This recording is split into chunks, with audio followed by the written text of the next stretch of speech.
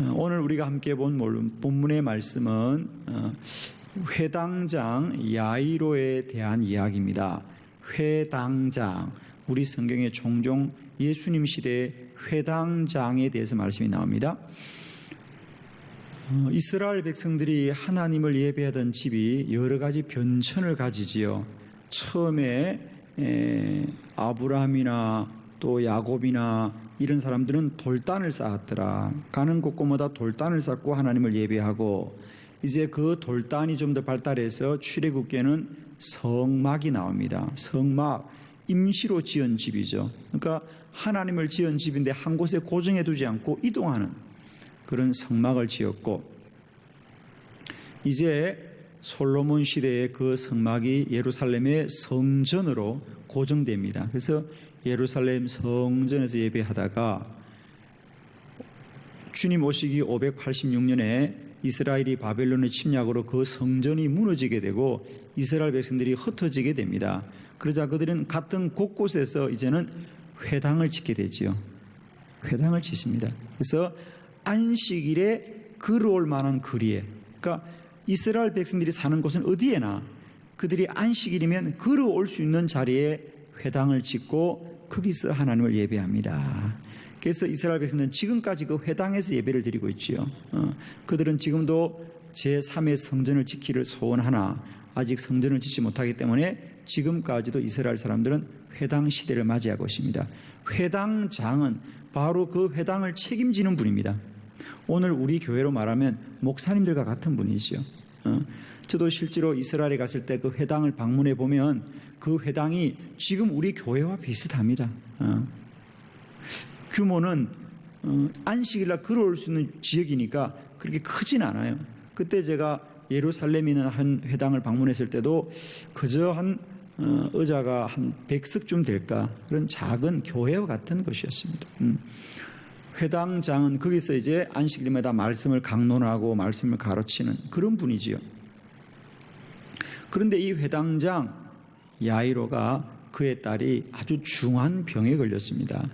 그래서 그가 이런 노력 저런 노력을 다 해도 그 딸이 치유되지 않자 주님의 소문을 들었습니다. 그래서 그가 오늘 주님께 찾아와서 주님, 저희 집에 가셔서 저희 딸을 위해서 한 번만 기도해 주세요. 그래서 이제 주님을 모시고 집으로 가는 중이었습니다. 그런데 주님이 가는 길에 많은 무리들이 나와서 주님께 기도를 요청하십니다. 그 중에 12해 동안이나 혈류증으로 앓고 있던 여인이 주님의 옷자락을 만지고 치유되면서 주님이 누가 내 옷자락을 만졌구나 라고 하면서 길에서 지체가 됩니다. 그때 그 회당장의 마음이 얼마나 안타깝겠습니까? 지금 딸이 정말 시각을 다투고 있는데 이 무리들이 예수님의 걸음을 지체하게 될 때 말은 하지 않지만은 얼마나 애가 타겠습니까? 주님이 빨리 가셔야 나을 텐데, 주님이 빨리 가셔야 될 텐데, 아니나 다를까 불길한 예감은 그대로 이루어졌어. 그 무리들을 떠나서 길을 가는데 집에서 종들이 전갈이 왔습니다. 주인이여, 따님이 돌아가셨습니다. 이제 예수님을 더 이상 괴롭히지 마십시오. 왜? 이미 이제 돌아가셨기 때문에 더 이상 어떻게 할 수가 없다는 거죠. 그래서 회당장이 주여, 이제는 더 이상 가실 필요가 없게 되었습니다. 그러자 주님이 아니다. 내가 가서 너의 딸을 살리겠다. 살리겠다. 사실 딸이 조금 생명이 붙어 있을 때야 주님이 기도하면 나을 거라고 생각했지만은 이미 그 딸이 죽었는데 어떻게 살릴까. 사실은 믿기 어려웠지만 너무 감사한 것은 그 회당장은 자신의 생각과는 달랐지만은 예수님의 말씀을 끝까지 믿었습니다. 그 믿음을 가지고 집에 가서 주님이 그 죽었던 자를 살려주셨습니다. 오늘 저는 이 회당장 야이로의 믿음을 통하여 저와 여러분들의 믿음이 회복되는 은혜가 임하기를 축복합니다. 오늘 말씀을 통해서 이 회당장의 믿음을 우리가 깨닫기를 원합니다. 첫 번째, 믿음은 끝까지 믿어야 합니다. 말씀을 함께 보겠습니다. 35절 다 같이 시작. 아직 예수께서 말씀하실 때에 회당장의 집에서 사람들이 와서 회당장에게 이르되 당신의 딸이 죽었나이다. 어찌하여 선생을 더 괴롭게 하나이까? 그렇습니다. 집에서 사람들이 와서 이제는 딸이 죽었으니 더 이상 주님을 괴롭게 하지 마십시오. 자, 사람의 생각은 마르다와 마리아도 그랬던 것처럼 그의 오라버니가 조금이라도 생명이 붙어 있을 때 주님이 오시면 치료할 수 있지만은 이제 죽고 나면 어떤 희망도 없다고 생각했던 것처럼 오늘 이 회당장의 집의 사람들도 그렇게 생각했죠. 따님이 살아있을 때는 주님이 치유할 수 있지만은 죽은 생명은 아무도 살릴 수 없다고 생각했습니다. 이것이 사람의 생각입니다. 그러나 기도는 생각이 응답되는 것이 아니라 믿음이 역사합니다. 믿음이 능력입니다. 오늘 이 회당장 야이로는 처음 가졌던 믿음을 끝까지 가질 때에 주님의 큰 은혜를 입은 줄로 믿습니다. 여러분 기억합시다. 하나님의 능력은 사람의 생각 속에 제한되지 않습니다. 하나님의 능력은 사람의 경험 속에 제한되지 않습니다. 하나님의 능력은 사람들이 아는 지식 속에 제한되지 않습니다. 오늘도 하나님은 하나님의 일을 행하시고 하나님의 능력은 능치 못함이 없는 줄로 믿습니다. 사랑하는 성도 여러분이요, 여러분도 때때로 기도하다 보면은 여러분이 기도함에도 불구하고 문제가 더 어려워질 때가 있습니다. 고난이 더 깊어질 때가 있습니다. 그러나 사랑하는 성도 여러분, 그때마다 답은 하나입니다. 믿음은 끝까지 믿어야 됩니다. 기도는 반드시 응답되기 때문입니다. 기도하는 와중에 어떤 현상과 사실이 나타나더라도 이 말씀을 꼭 붙드시길 바랍니다. 믿음은 끝까지 믿어야 된다. 할렐루야. 처음 믿음이 복된 믿음입니다. 여러분이 기도하는 과정 속에 많은 어려움이 올 수 있습니다. 그건 오늘도 마찬가지입니다, 여러분. 근데 이건 영적인 원리가 있는데요. 여러분, 사단이 시험을 한다면 믿음이 좋은 사람을 시험할까요? 믿음이 전혀 없어서 있으나 마나한 사람을 시험할까요? 믿음이 좋은 사람을 시험합니다, 여러분. 있으나 마나한 사람은 사단도 있으나 마나해요, 여러분. 그러나 거기에 열심히 기도하고 뜨겁게 기도하고 기도에 전무하고 오로지 기도하고 금식하며 기도하고 철야로 기도하고 새벽에도 기도하고 저녁에도 기도하면 사단이 반드시 시험하게 되어 있습니다. 할렐루야. 그러나 여러분 기억합시다. 사단은 위력이 있지 능력이 없다. 그러나 우리 주님은 능력이 있으신 분이시다. 사단은 힘이 있는 척하지 힘은 없다는 거지. 주님은 능력이 있으신 분이라 사단은 반드시 이길 수 있습니다. 그러므로 믿음은 끝까지 믿어야 됩니다. 아멘. 여러분 믿음을 가지시되 처음 믿음을 끝까지 가지시고 응답의 그날까지 담대하게 나아가는 저와 여러분 되기를 그리스도 예수의 이름으로 축복합니다. 두 번째, 믿음은 시험을 이겨야 합니다. 36절의 말씀입니다. 다 같이 시작. 예수께서 그 하는 말을 곁에서 들으시고 회당장에게 이르시되 두려워하지 말고 믿기만 하라 하시고. 아멘. 두려워하지 말고 믿기만 하여라. 이 회당장이 예수님에 대한 믿음을 가지고 있었지만은 실상은 많은 시험이 찾아왔습니다. 첫 번째로는 딸이 병이 들었어도 그냥 병이 아니라 죽을 지경이 되었더라. 그렇잖아요, 여러분. 세상의 모든 병이 다 죽을 지경은 아니잖아요, 그죠? 그런데 오늘 이 회당장의 병은 어찌된 일인지 병이 들되 죽을 지경이었더라. 자, 여러분 한번 생각해 볼까요? 회당장이면 믿음이 좋은 사람일까요? 안 좋은 사람일까요? 믿음이 좋은 사람이죠, 여러분. 그죠? 자, 때때로 믿음이 좋은 분들에게 이런 문제가 생길 때 우리는 이런 어려움이 있어요. 야, 내가 하나님을 이렇게 잘 믿고 섬겼는데도 왜 나에게 문제가 있을까? 그러나 우리 기억합시다. 한나에게도 문제는 있고 엘간나에게도 문제는 있고 아브라함에게도 문제는 있고 약속의 땅에도 기근은 든다. 아멘. 우리는 문제 없는 길을 가는 것이 아니라 문제를 이기고 가는 사람이다. 문제를 다스리고 가는 사람이다. 정복하고 가는 사람이다. 문제를 해결하고 가는 사람이지. 믿음은 문제 없는 길을 찾아가는 능력이 아니라 문제를 이기는 길이다. 그래서 우리는 형통한 사람이다. 잘 되는 데를 가는 것이 아니라 가는 데마다 잘 되는 것이다. 복을 받는 길을 찾아가는 것이 아니라 가는 길이 복이다. 아멘. 이게 믿음이에요. 신앙은 요령이 아니라 믿음이다. 신앙은 복 받는 요령이 아니라 뭘 하든지 잘 되는 믿음의 능력입니다. 여러분. 할렐루야. 그래서 이 회당장은 딸이 병이 들어도 죽을 지경인 시험이 있었고, 두 번째로는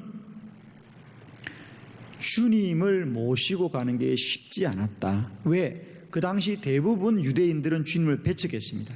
다 주님을 배척했어요. 주님을 배척했는데 그 유대인들의 지도자인 이 회당장이 주님께 찾아가는 것은 쉬운 일이 아니었다는 거죠. 그럼에도 불구하고 이 회당장은 그 시험을 이기고 주님께 찾아가는 용기 있는 사람이었습니다.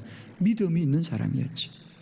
그 당시 모든 서기관이나 대제사장들이나 바리새인들이나 율법학자들은 다 주님을 핍박하고 반대하고 배척했음에도 불구하고 이 회당장은 놀랍게도 주님에게 찾아가는 믿음이 있었습니다. 그런 시험을 이기고, 영적 시험을 이기고 간 것이고, 또 그에게 닥쳐온 시험은 그렇게 해서 어떻든 주님을 모시고 집으로 돌아가는데 이게 웬일이에요? 그만 주님이 길에 가는 동안 딸이 죽고 마는 또 시험이 다가온다는 거지. 자, 기억합시다. 기도해도 시험은 옵니다. 그래서 우리가 많은 분들이 기도할 때 시험이 오면 내 믿음이 잘못된다고 생각하는데 아니에요. 기도해도 시험은 옵니다. 기도해도 문제는 옵니다. 그러나 그 문제는 이길 수 있는 문제입니다. 아멘. 그래서 이 회당장은 계속해서 시험이 오는 거예요. 주님을 모시고 가는데도 왜 어렵냐는 거예요, 여러분. 왜 주님 모시고 가는데 이렇게 길이 지쳐야 될까? 마음이 애가 타기 이럴 데 없죠. 왜 주님을 모시고 가는데 이런 어려움이 오느냐라고 마음이 탑니다. 불안불안하는데 아니나 다를까 딸이 그만 죽고 말았습니다. 여러분. 얼마나 실망이 되었겠어요. 마지막 그러자 성경에 나와 있지 않지만은 그 회당장의 마음속에 어떤 생각이 들었을까요? 의심이 들어왔습니다. 기도가 안 되는 거 아닐까? 기도가 응답이 안 되는 거 아닐까? 이런 의심이 들어왔습니다. 자, 기도하는 사람의 마지막 의심 뭐죠? 기도가 아무것도 아닌 것 같다. 기도해도 소용이 없는 것 같다라는 생각이 누구에게나 다가옵니다. 그건 기도한 사람만이 압니다. 기도 안 한 사람은 그것도 몰라요. 왜? 처음부터 기도 안 했기 때문에. 그런 의심은 기도하는 사람만이 오고, 그것도 그냥 기도하는 사람이 아니라 열심히 기도하는 사람이 반드시 그런 시험이 오게 됩니다. 아마 여기 이 저녁마다 기도하신 여러분에게도 그런 시험이 언제나 있습니다. 내가 밤마다 주님의 전에와 기도하는데, 내가 새벽마다 주의 전에와서 기도하는데 왜 기도가 응답이 안 될까? 가장 중요한 건 내부의 의심이에요. 의심이에요. 기도는 반드시 응답이 됩니다. 아마 여러분에게도 기도가 의심될 때가 있을 거예요, 여러분. 그러나 의심도 낭망하지 마시고 믿음으로 이겨서 승리하시는 저와 여러분 되기를 주의 이름으로 축원드립니다. 기도는 반드시 응답이 됩니다. 시험을 이깁시다. 시험을 이깁시다. 여러분 부탁합니다. 두려워하지 말고 믿기만 하여라. 아멘. 오늘 이 마가복음 5장 36절의 말씀을 우리 가운데 응답으로 받는 밤이 되길 바랍니다. 두려워하지 말고 믿기만 하여라. 그리하면 하나님이 반드시 저와 여러분의 기도를 그냥도 응답이 아니라 크고 놀라운 것으로 응답하실 것입니다. 믿으시면 아멘. 아멘이에요, 여러분. 기도는 너무 감사한 축복이에요, 그렇죠? 우리가 기도는 믿음으로 해야 됩니다. 첫 번째, 믿음은 우리가 끝까지 믿어야 되고, 두 번째로 시험을 이겨야 되고, 세 번째 마지막 믿음은 주님의 말씀을 믿어야 합니다. 아멘. 39절의 말씀을 함께 봉독합니다. 시작. 들어가서 그들에게 이르시되 너희가 어찌하여 떠들며 우느냐? 이 아이가 죽은 것이 아니라 잔다 하시니. 아멘. 자, 사람들은 모두 다 이제 이 딸이 죽었구나, 그래서 울면서 곡을 하고 슬퍼하였습니다. 그럴 때 주님께서 아니다, 너희가 어찌하여 떠들며 우느냐? 이 아이는 죽은 것이 아니라 잠들었다. 주님은 나사로에게도 동일하게 말씀하셨습니다. 나사로는 죽은 것이 아니라 잠들은 것이다. 내가 그를 깨우겠다. 믿음은 우리의 생각, 우리의 지식, 우리의 마음을 믿는 것이 아니라 주님의 말씀을 믿는 것입니다. 이것이 믿음입니다. 오늘 이 회당장 야이로의 딸이 죽게 되었지만 주님의 말씀은 아니다. 잠들었다. 내가 깨우겠다. 사랑하는 성도 여러분, 이제 우리가 기도할 때마다 기도를 우리의 열심을 넘어서서 언제나 말씀하시는 주의 음성을 듣고 순종하는 저와 여러분 되기를 축복합니다. 할렐루야. 두 가지. 하나는 이제 기도할 때 여러분만 기도하지 마시고 여러분의 기도에 주님의 음성이 들릴 때까지 기도하시기를 축복합니다. 아멘이죠? 이게 중요해요. 그죠? 주의 음성이 들릴 때까지 기도하고, 두 번째로는 그 말씀이 이루어질 때까지 기도하고. 아멘. 기도의 믿음은 내 생각과 내 의지를 믿는 것이 아니라 주님의 말씀을 믿는 것입니다. 아멘. 주님의 말씀을 믿는 것입니다. 여기에는 두 가지. 이제는 우리가 누구든지 기도할 때 주의 음성이 들릴 때까지, 주의 말씀이 들릴 때까지 기도하자. 그리고 그 말씀이 들려지고 깨달아지면 이제 그 말씀이 이루어질 때까지 기도하자. 아멘. 그렇습니다. 사람의 경험으로는 죽은 자가 사는 법이 없지만 주님이 말씀하시면 말씀이 이루어집니다. 말씀이 이루어집니다. 오늘도 말씀은 역사하는 힘이 있습니다. 오늘도 우리가 주의 말씀을 믿게 될 때 기도하는 모든 사람들에게 크고 놀라운 일이 이루어질 것입니다. 기도할 때 여러분은 반드시 주의 말씀이 들려지는 자리까지 더 부르짖고 더 간절히 더 무릎 꿇는 저와 여러분 되기를 축복합니다. 한 번은 저희 교회 집사님 중에 백혈병으로 생명이 아주 위험하게 된 그런 집사님이 계셨습니다.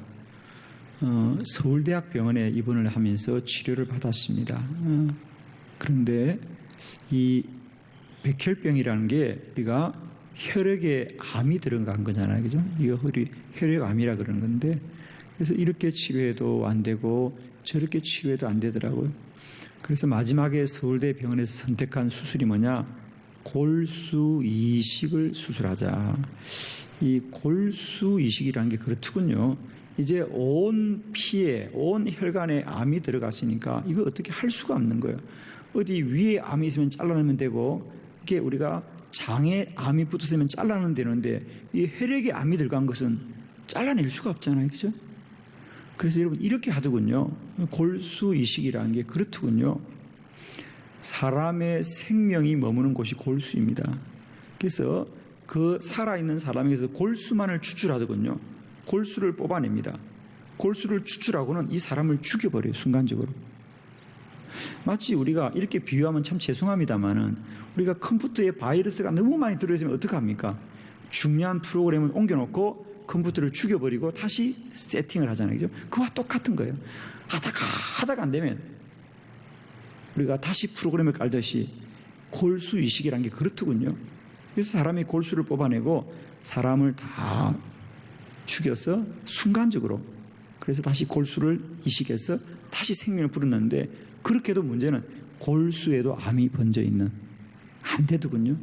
저희들은 그 수술에 희망을 걸었는데 안 되더군요.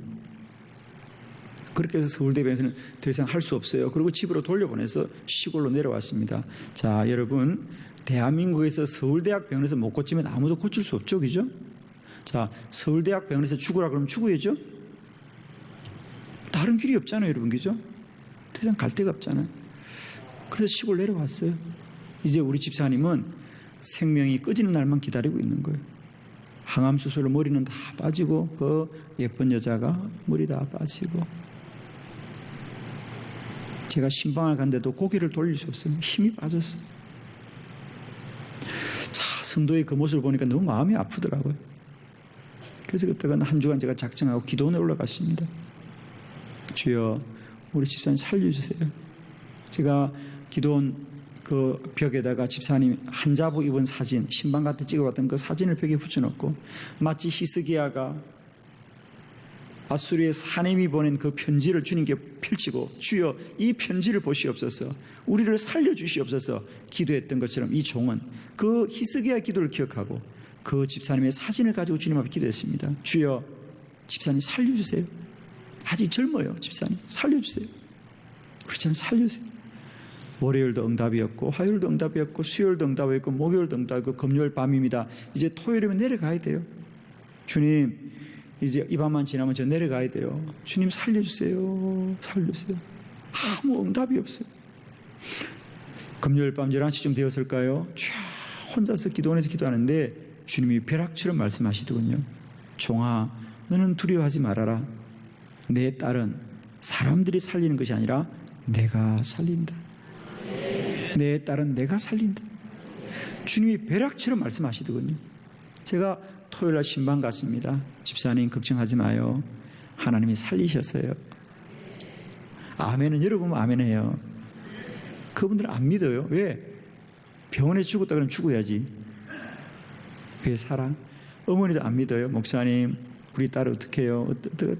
아니에요, 어머니. 주님이 살려준대요. 아니에요, 죽어야 돼요. 그러나 여러분 기억하십시오. 주님이 살리셨습니다. 지금까지 살아계시고 열심히 살고 계십니다. 주의 말씀을 믿어야 됩니다. 주의 말씀이 능력입니다. 저는 다시 한번 이 시간 여러분에 선포합니다. 기도의 사람들은 사람의 말을 들어야 되는 것이 아니다. 그 사람이 아무리 똑똑하고 훌륭해도 혼의 사람이지 영의 사람이 아니다. 우리의 기도는 하나님이 역사하시는 것이다. 저는 오늘도 기도하는 여러분에게 얼마든지 낭망이 있고 시험이 있고 절망이 있고 좌절이 있고 눈물 흘리는 밤이 있을 수 있어요. 그러나 기도는 그 모든 것을 이기는 능력이 되기 때문에 더욱 빛나는 것입니다. 더욱 빛나는 것이. 어린 왕자라는 책에 보면 저 사막이 아름다운 것은 저 사막 어딘가에 그래도 물이 흐르고 있기 때문에 아름답다는 거예요. 그게 그냥 사막으로 메말라 있으면 어떻게 아름답겠습니까? 그러나 그게 황량해 보이도 그 어딘가에는 샘이 있기 때문에 아름답다란 말이에요.